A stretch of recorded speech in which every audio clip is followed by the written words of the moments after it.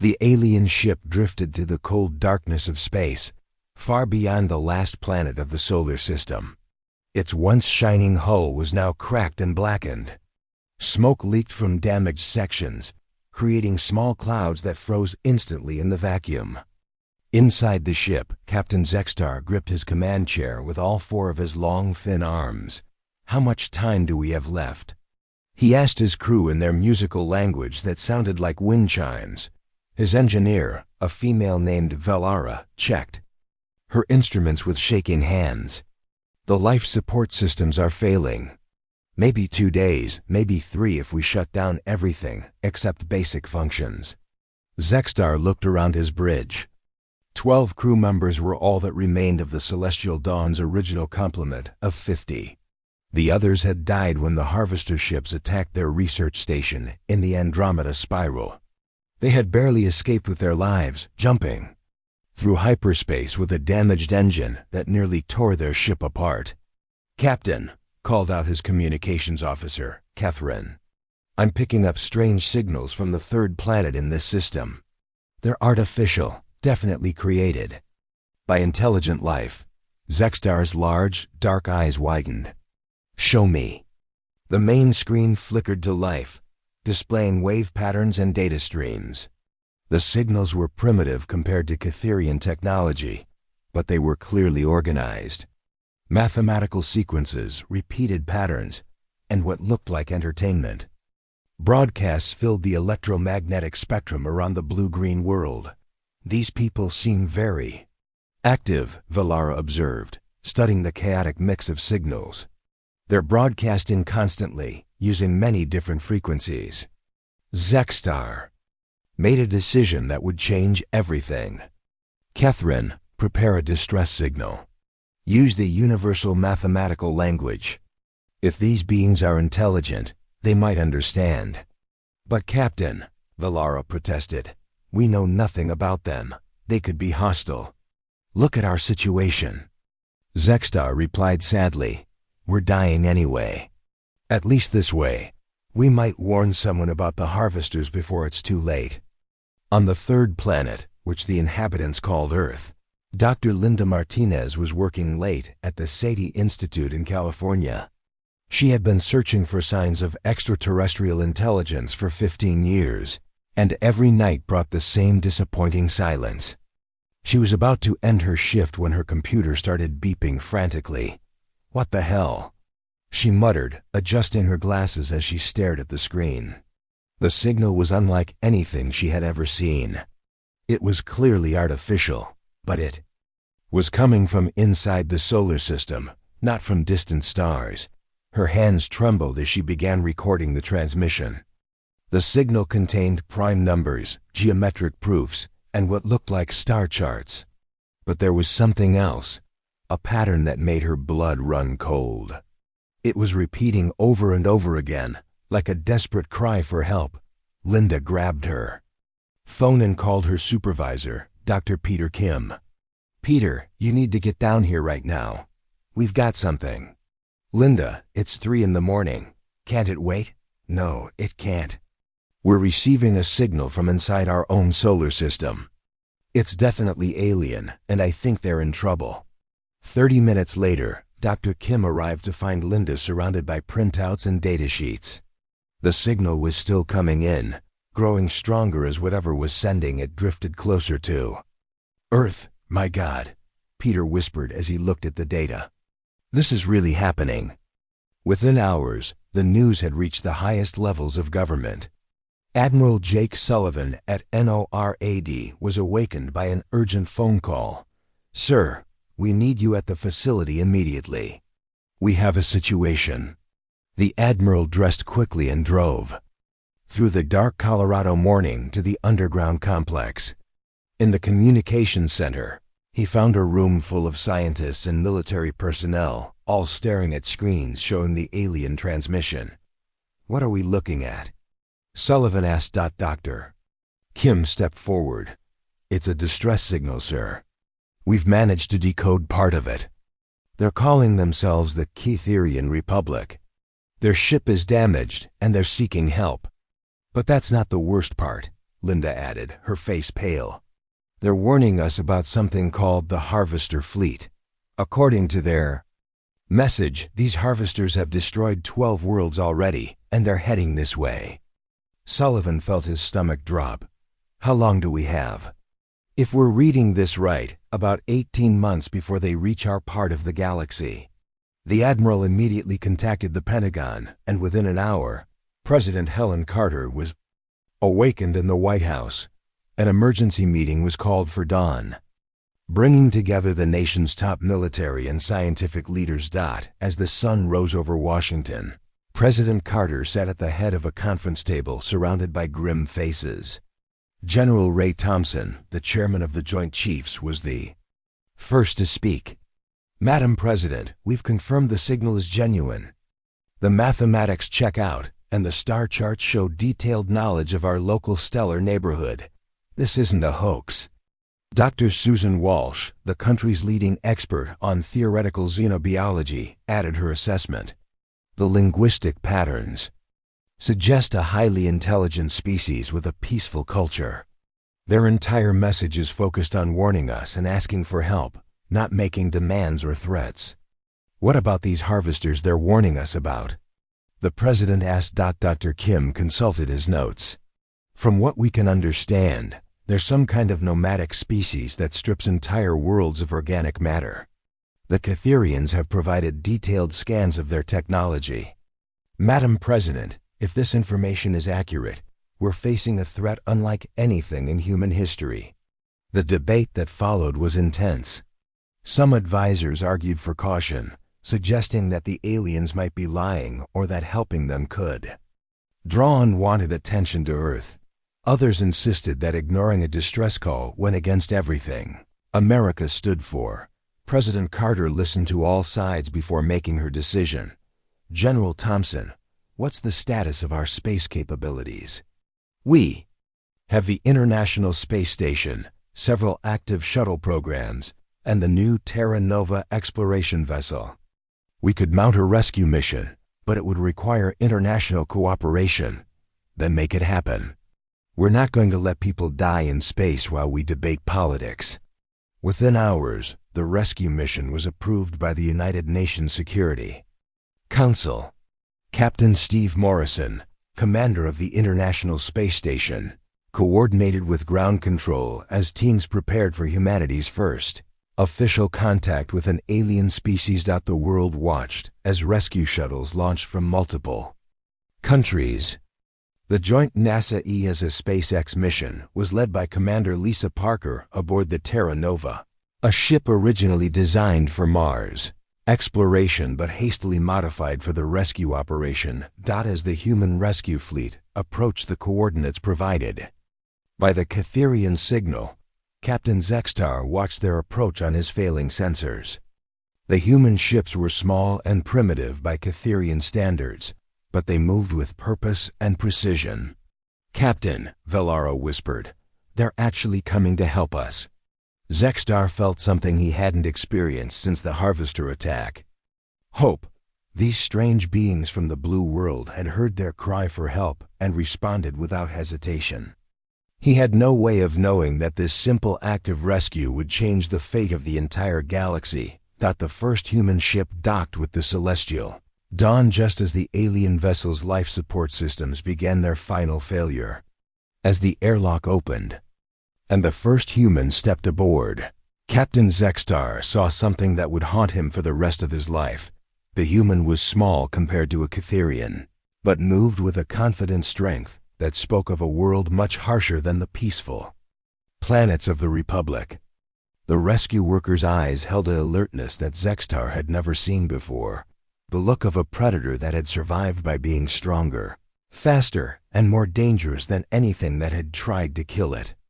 Don't worry, the human said through a translation device. We're here to help. Captain Zextar didn't realize it yet, but his distress call had just awakened something that had been sleeping in the peaceful darkness of space. The harvesters were coming, but they would find that the third planet was not like the others they had consumed. This world had bred something new, Something that would make the ancient destroyers finally understand what it meant to be afraid. The Terra Nova moved carefully toward the damaged alien ship. Commander Lisa Parker watched through the bridge windows as the strange vessel grew larger. It was beautiful in a way that human ships could never be. The hull curved like flowing water, and even damaged, it looked more like art than machinery. "Visual contact established," reported Lieutenant Amy Clark from her engineering station. "The alien ship is about 300 meters long. I'm seeing multiple hull breaches and what looks like engine damage." Dr. Kevin Brown, the mission's xenobiologist, studied the readings from his instruments. "Life signs are weak but present. I count 12 individuals aboard. Their biological signatures are unlike anything in our databases." Commander Parker opened a communication channel. "Alien vessel, this is the Terra Nova. We received your distress signal. We're here to help." The response came through their translation computers in a voice that sounded like music. "Terra Nova, this is Captain Zextar of the Celestial Dawn. We are grateful beyond words. Our life support is failing." "We're going to dock with your ship," Parker replied. "Our medical team is standing by." The docking process took an hour. Human. Ships were built tough and simple, designed to withstand the harsh conditions of space. The alien ship's docking port was more elegant, but also more fragile. Lieutenant Clark had to modify their systems to connect safely. When the airlock finally opened, Dr. Brown was the first human to step aboard an alien ship. What he saw took his breath away. The corridors were tall and curved, lit by soft lights that seemed to come from the walls themselves. Everything was designed for beings much taller and more graceful than humans. Captain Zextar was waiting for them. He stood nearly 8 feet tall, with long thin limbs and large dark eyes. His skin was pale and seemed to shimmer slightly in the soft light. When he spoke, his voice was gentle and musical. "Welcome aboard the Celestial Dawn," he said, bowing gracefully.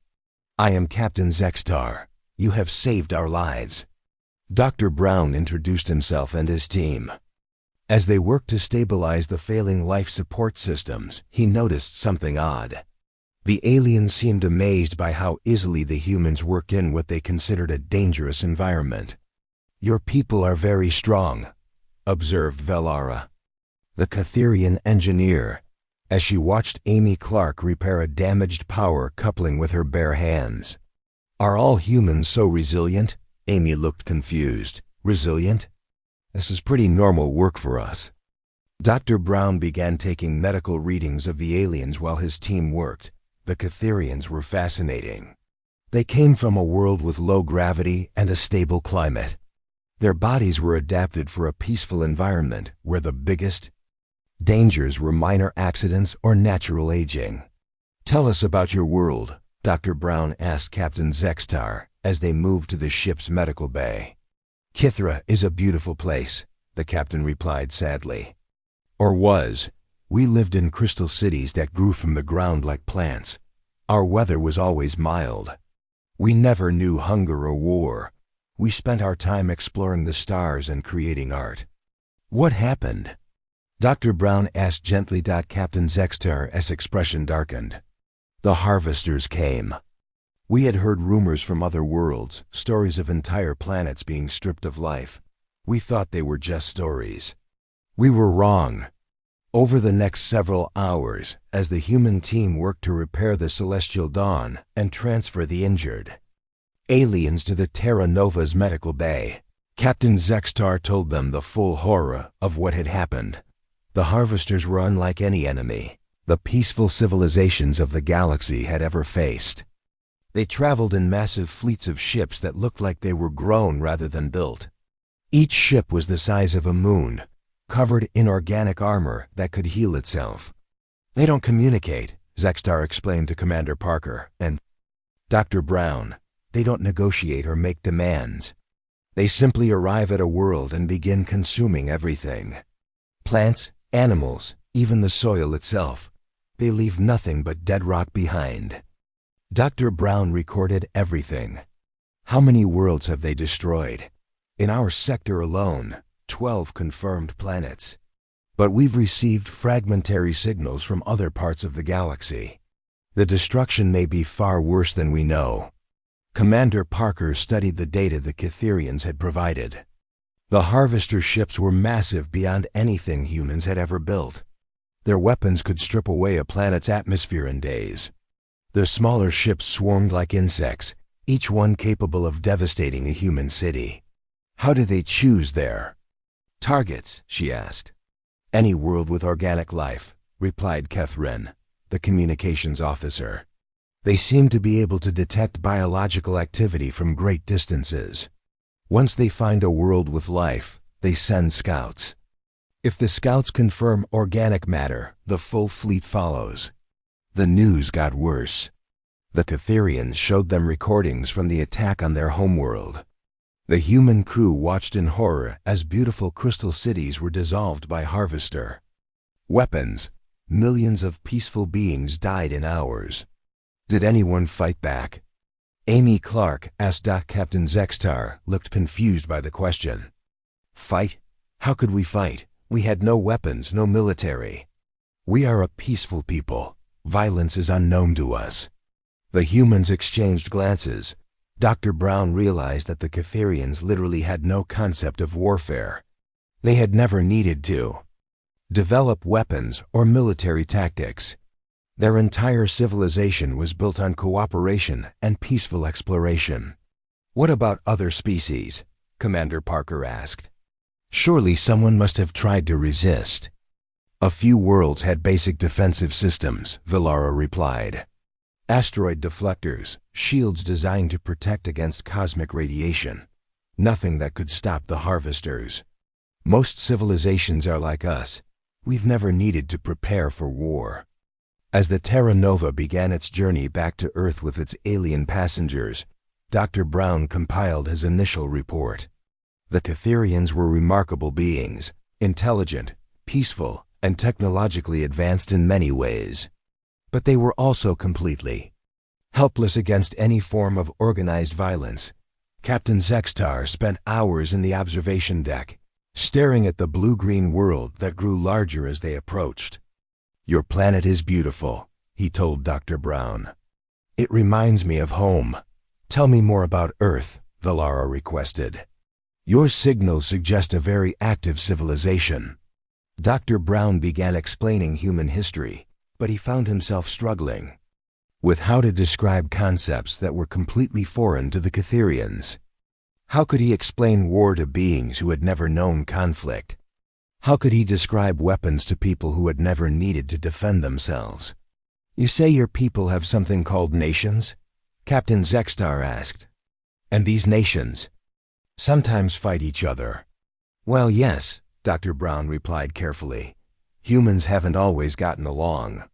We've had disagreements that led to conflicts. But surely you resolve these conflicts through discussion and compromise? Dr. Brown realized that the Catherians couldn't understand the concept of war any more than humans could understand living without it. To them, the idea of deliberately harming another intelligent being was literally unthinkable.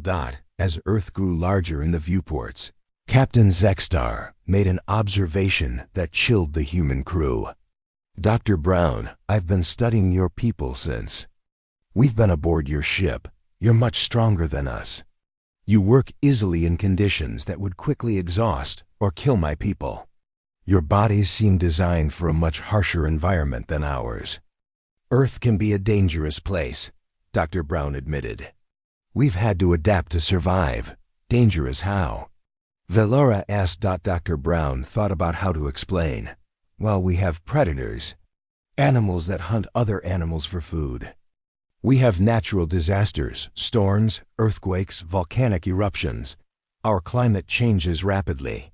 Our history is full of challenges that we've had to overcome. The Catherians listened with growing amazement. Captain Zextar finally spoke. What? They were all thinking. Your world sounds like what we would call a death world. A planet so hostile that it shouldn't be able to support intelligent life. Maybe that's why we survived, Dr. Brown replied quietly. Maybe that's why we're still here when so many others have fallen to the harvesters. As the Terra Nova entered Earth's orbit, Captain Zextar watched the bustling activity around the planet. Hundreds of satellites, space stations, and ships moved in organized patterns.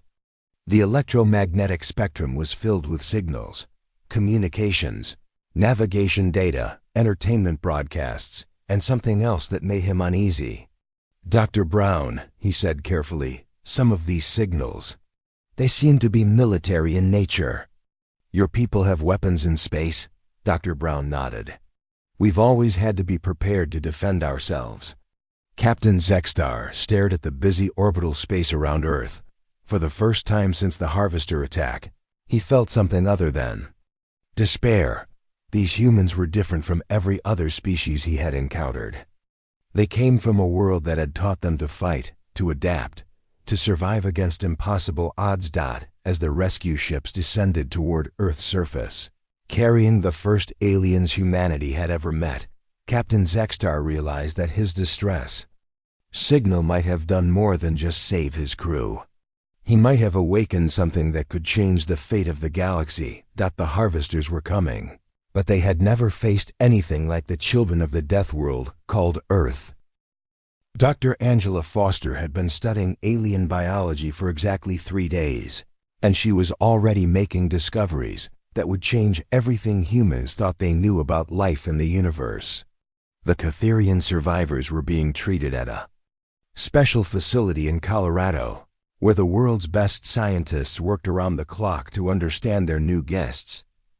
Angela stood in the observation room, watching Captain Zextar and his crew through a transparent wall. The aliens moved with grace and elegance, but she noticed something that made her frown. Even in what they considered a comfortable environment, they seemed fragile.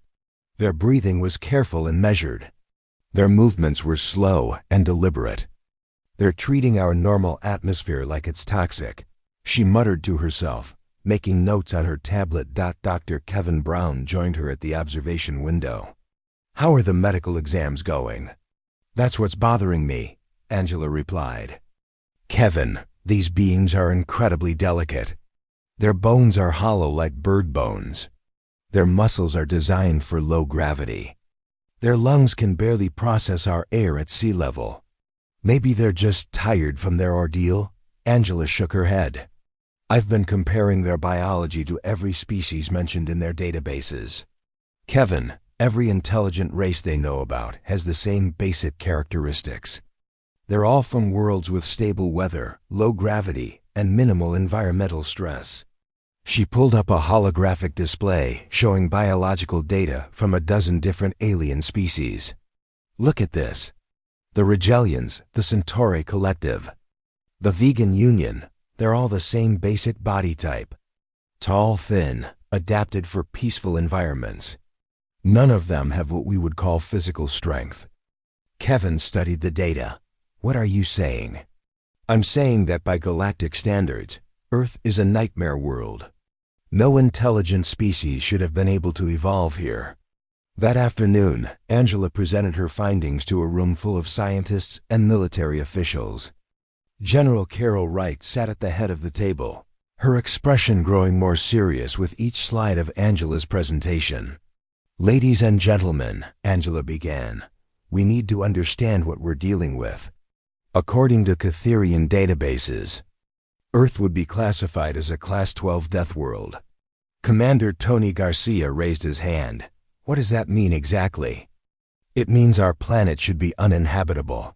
The temperature swings alone would kill most galactic species. Our weather patterns are violent and unpredictable. We have massive predators, deadly diseases, and natural disasters that can wipe out entire regions.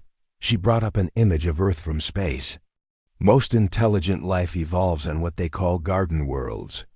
Stable climates, minimal tectonic activity, few predators. Earth is the opposite of everything that should allow intelligent life to develop.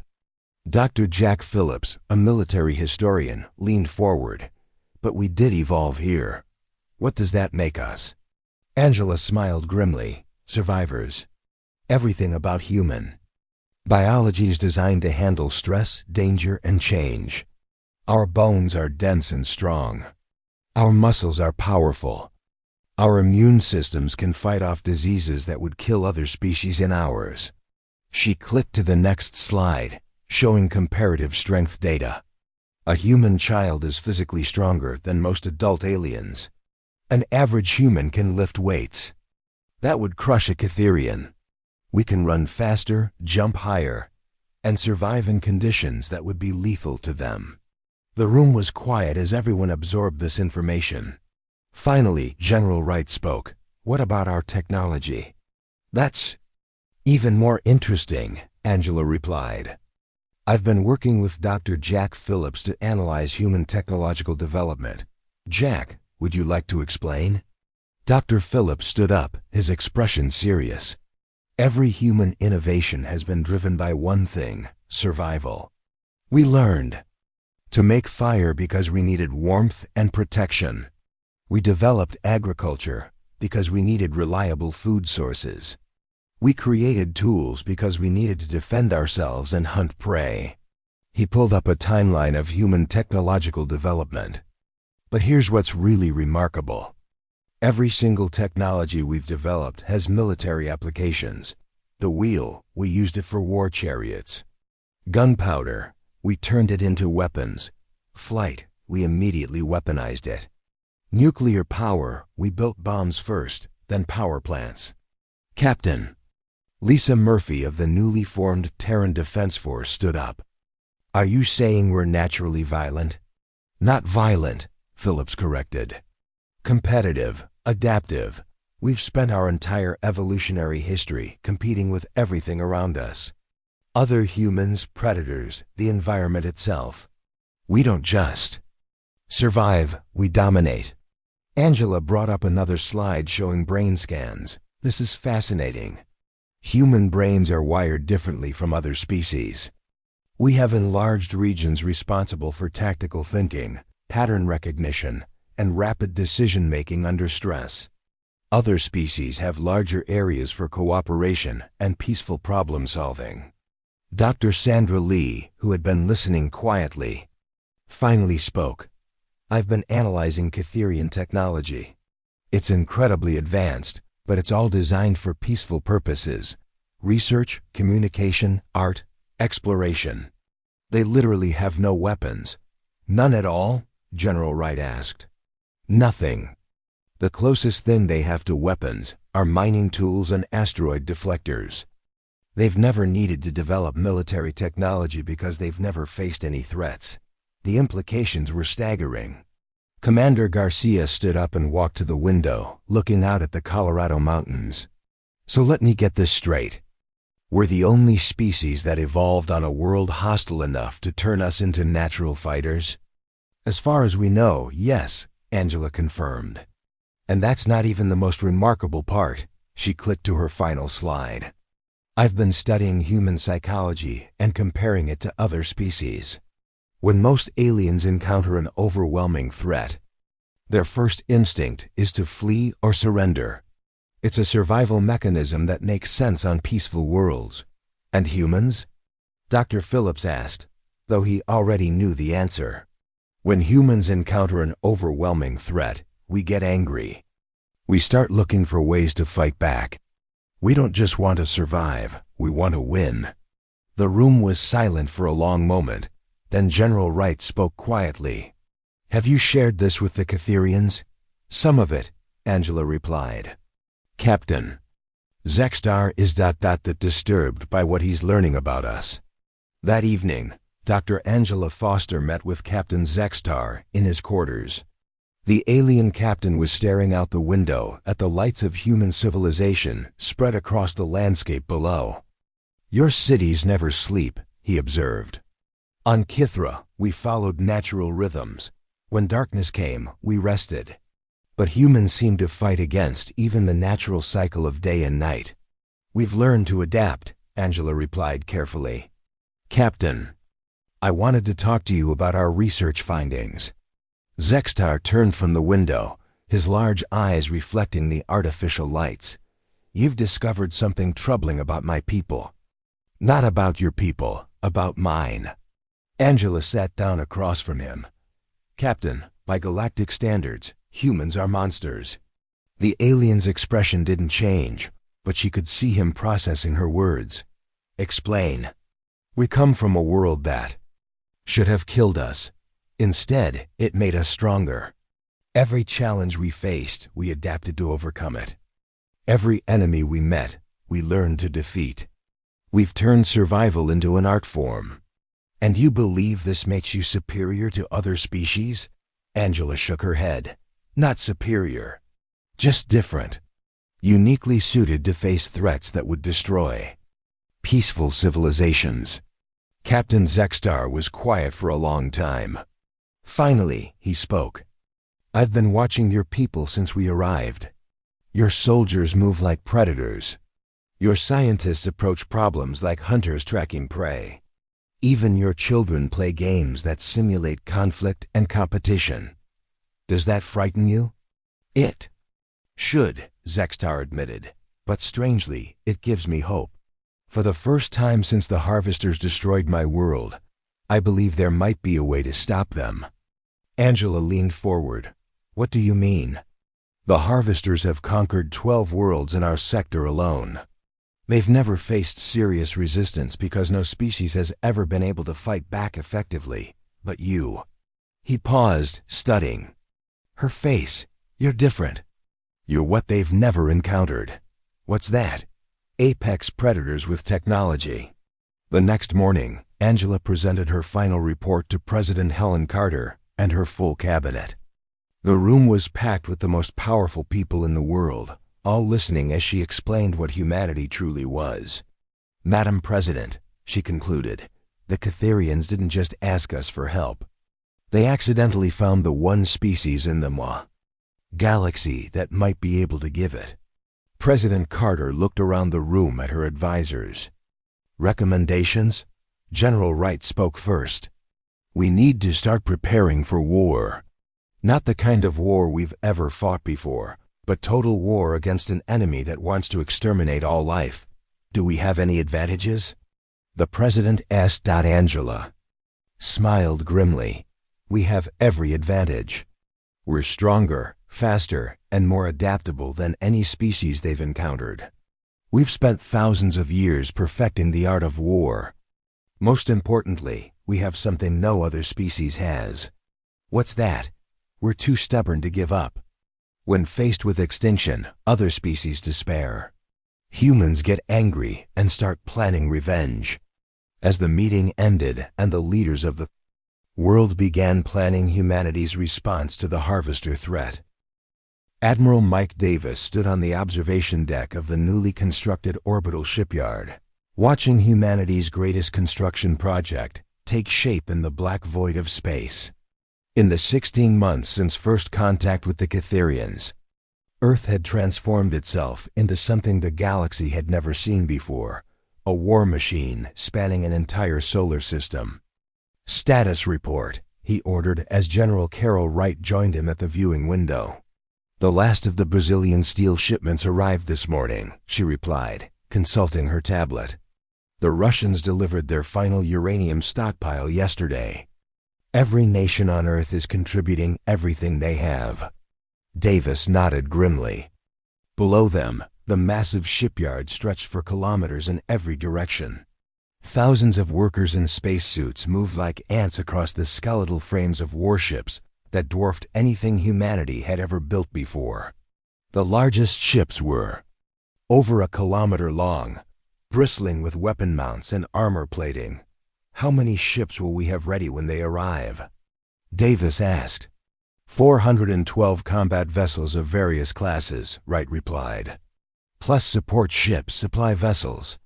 And the special projects. The special projects were what Davis worried about most. Dr. Sandra Lee had been leading teams of engineers and physicists in creating weapons that pushed the very limits of human technology. Some of their ideas bordered on insanity, but desperate.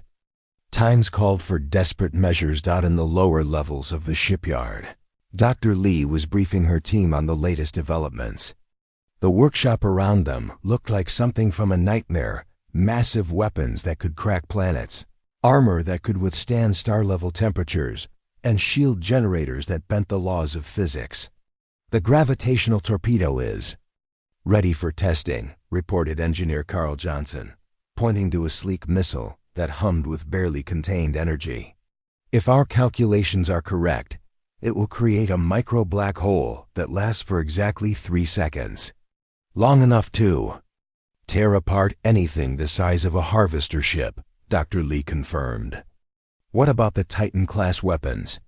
Commander Ellen Price stepped forward. The U.S. Titan is ready for launch. The particle beam array can cut through a moon-sized object in under 30 seconds. The U.S. Ragnarok's gravitational cannon is still being calibrated, but initial tests show it can create artificial gravity wells strong enough to crush enemy ships. Dr. Lee nodded approvingly. The Catherians watched these briefings with growing amazement and horror. Captain Zexstar had been appointed as an advisor to the human war effort, and every day brought new revelations about just how efficiently humans could weaponize anything. Dr. Lee, Captain Zexstar said quietly, your people have created devices that could destroy entire worlds. Are you not concerned about the moral implications? Dr. Lee looked at him with the patient expression she might use on a child. Captain, the harvesters have already destroyed 12 worlds. We're not creating these weapons to conquer. We're building them to survive. The conversation was interrupted by an urgent message from Earth. Dr. Hannah White, the military's leading tactical analyst, had made a breakthrough in understanding harvester combat doctrine. We've been studying the battle recordings from Kithra, she announced to the assembled command staff via video link. The harvesters fight like a swarm intelligence. They coordinate perfectly, with no individual initiative. Every ship follows the same tactical patterns. Admiral Davis leaned forward. What's the weakness in that approach? Unpredictability, Dr. White replied with a grin. Their entire strategy is based on fighting opponents who respond logically to overwhelming force. They've never faced an enemy that makes seemingly irrational decisions. She brought up tactical displays showing human military history.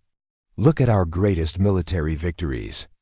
Thermopylae, where 300 Spartans held off an army of thousands. D-Day, where we attacked the strongest point of enemy defenses instead of the weakest. Midway, where we risked everything on a desperate gamble. You're saying we should fight unpredictably? General Wright asked. I'm saying we should fight like humans, Dr. White corrected. Every successful human military strategy has involved doing something the enemy didn't expect. The harvesters have never faced that kind of tactical thinking. Meanwhile, in the asteroid belt, Commander Gary Lewis was overseeing the construction of humanity's most ambitious project.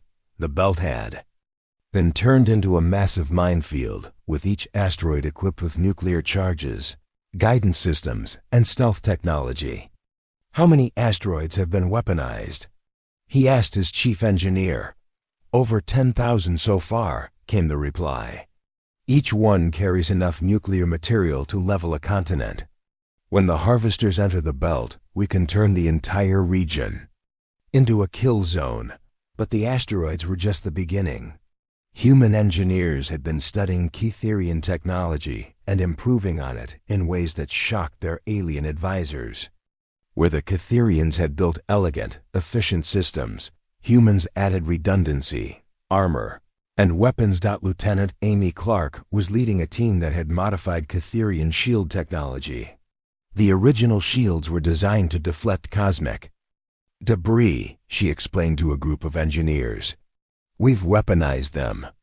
Our shields don't just block enemy fire. They absorb the energy and redirect it back at the attacker. The Kitherians who observed these modifications were amazed by human ingenuity and terrified by human ruthlessness. Every peaceful technology they shared was immediately turned into a weapon. Their beautiful, artistic designs were stripped down and rebuilt for maximum combat efficiency. Captain Zextar spent his days consulting with human strategists, sharing everything he knew about harvester tactics and technology. But he found the meetings deeply disturbing. The humans approached warfare with the same methodical precision they applied to scientific research, but with an enthusiasm that chilled him. "Admiral Davis," he said during one strategy session, "your people speak of acceptable losses and calculated risks. How can you plan for your own people to die?" Davis looked at him with sympathy, but no regret.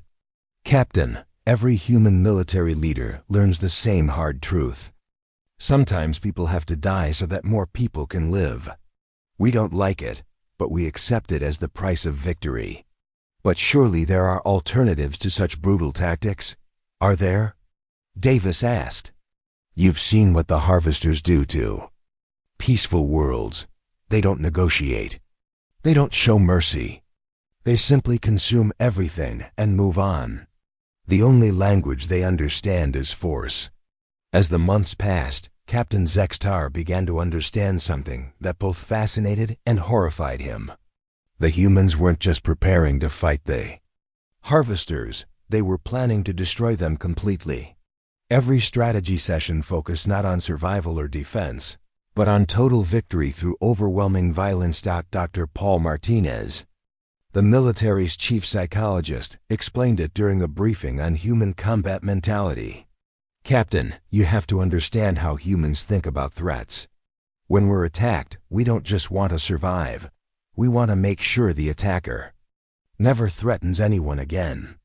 "But total destruction seems so excessive," Zextar protested. "To you, maybe," Martinez replied. "But humans have learned that mercy toward deadly enemies is often cruelty toward innocent victims. The harvesters have shown what they are. They're predators that consume entire worlds. The only moral response is to stop them permanently." The philosophical differences between humans and Cytherians became even more apparent when Colonel Rachel Martinez presented her plans for boarding actions against harvester ships. The strategy involved teams of humans in powered armor fighting their way through alien vessels to plant nuclear charges in critical systems. "These tactics will result in heavy casualties," Captain Zextar observed. "Probably," Colonel Martinez agreed calmly. "But they'll also cripple enemy ships from the inside.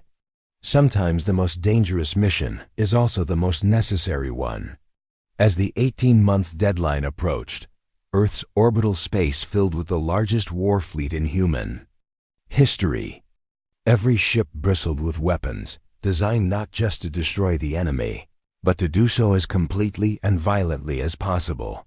Captain Zextar stood on the bridge of the command ship UES Defiance, watching the final preparations.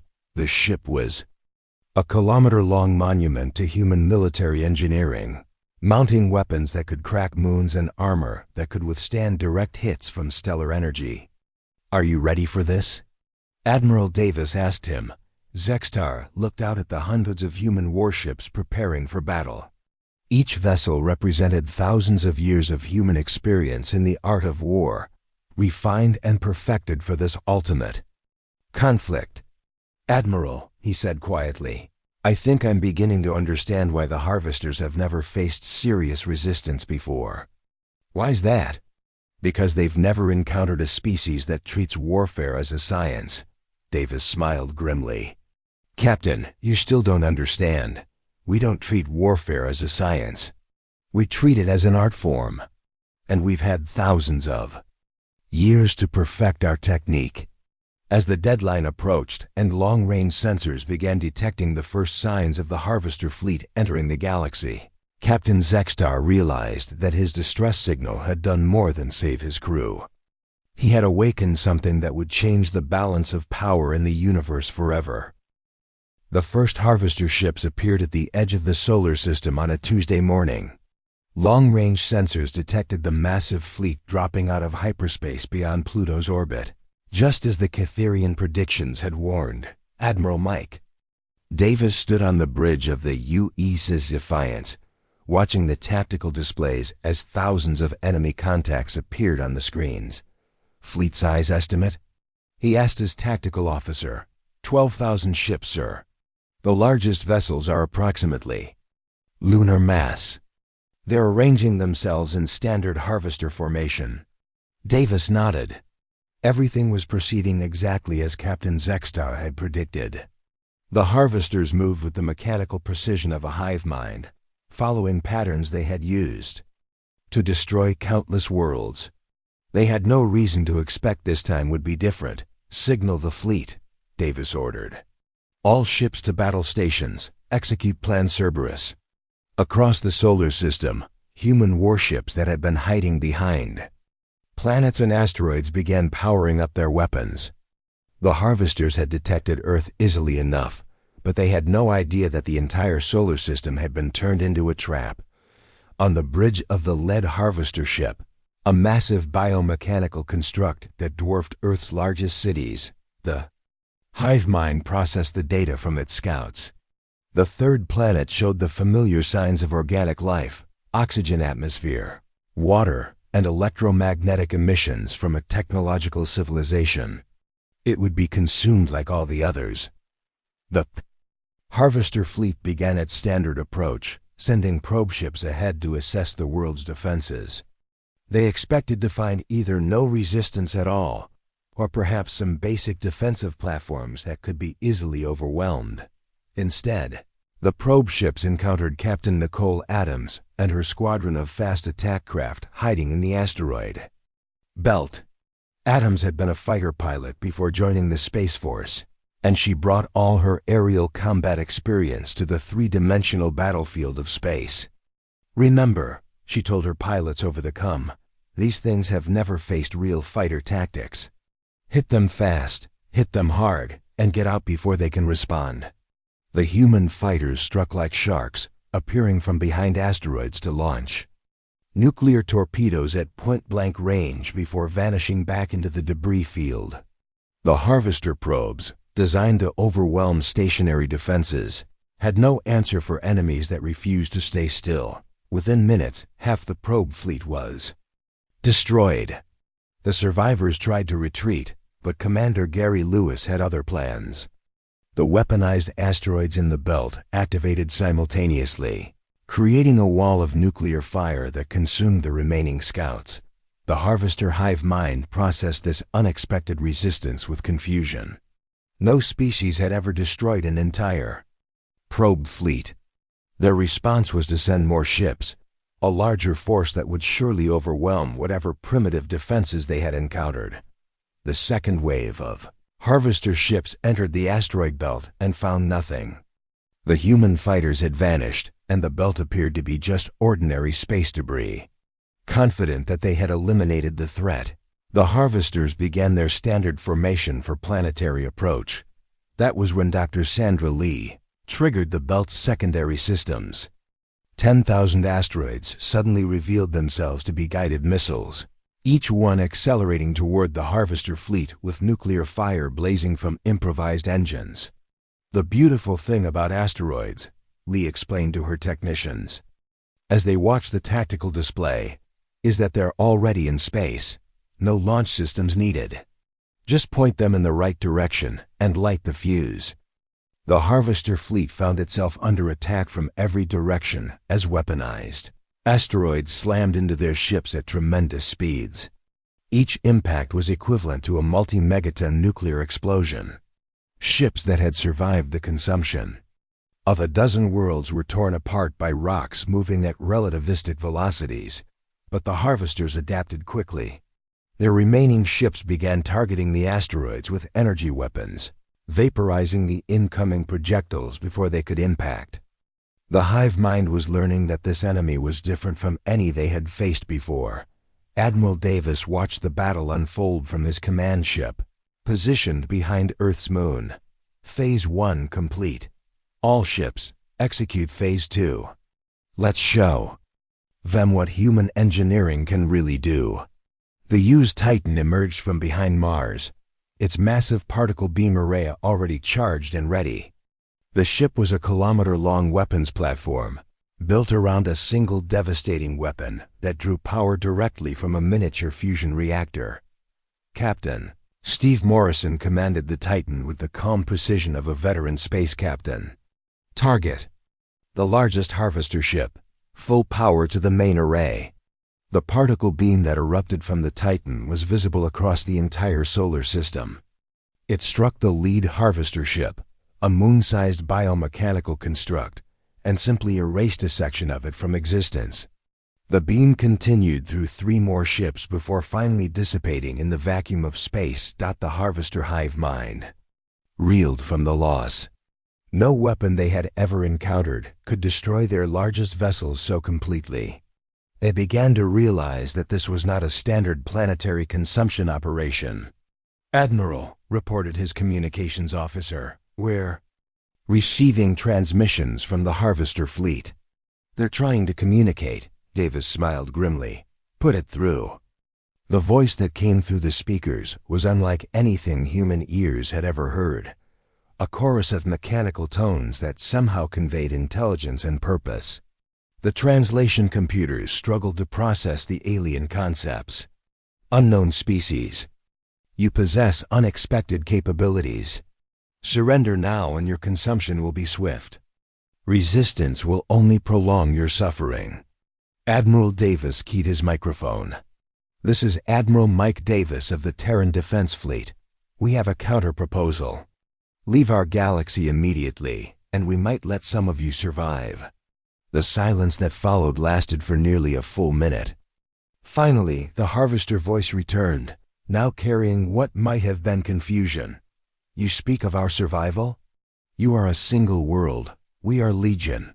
"You were Legion," Davis corrected. "Let me show you what happens when you threaten our home."